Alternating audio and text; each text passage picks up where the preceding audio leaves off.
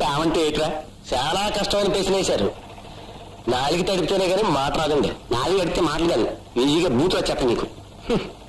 పేమంటే ఏటని కదా అడిగారు. పేమ కూడా మందులాగే ఒక వ్యసనం అండి.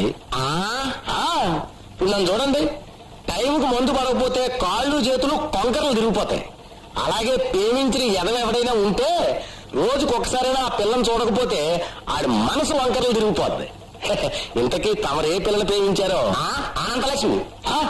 అనంతలక్ష్మి ఫ్రెండ్షిప్ కొద్ది అడుగుతున్నాను, రాంగ్ వరుస అవుద్దేమో.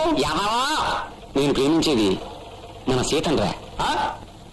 ఏది పాడి సుందరమ్మ గారి సీతరా? బ్రహ్మాండం. సీతకేమండి నికాసైన మందులాంటి మనిషి. ప్రేమించండి.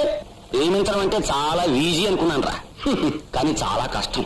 ప్రేమల్లో చాలా రకాలు ఉన్నాయండి. మొదటిది ఊరప్రేమ, అంటే సటుక్కును బొగ్గ కొరికేసి పళక్కని దెబ్బలు ఇచ్చేసి గడ్డి పెట్టి వెనకాలకి లాక్కెళ్ళిపోవడం. సీతతో అదంత ఈజీ కాదు. రెండోది సిటీ ప్రేమ.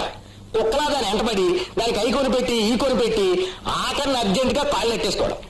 సీతతో అదంత ఈజీ కాదు. మూడోది బలవంత ప్రేమ. దాని సీరా జాకెట్ పరా సింపేసి దాని చేతులు కాళ్ళు కొరికేసి రేపు లెవెల్లో తరిమి ప్రేమించేయడం. సీతతో అదంత ఈజీ కాదు.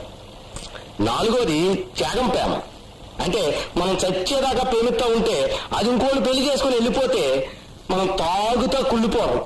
సీతతో అదంతా ఈజీ కాదు. ఫైనల్ గా సినిమా ప్రేమండి. ఓ మంచి రోజు చూసి కనుగొట్టియడం, కట్ చేస్తే ఊటీలో పాట. సీతతో అదంతా ఈజీయే, కానీ మన కన్ను కొట్టడం రాదురా. కన్ను కొట్టడం అంటే గోళ్ళెట్టి గుడ్లు పీకేసుకోవడం కాదు. ఇలాగా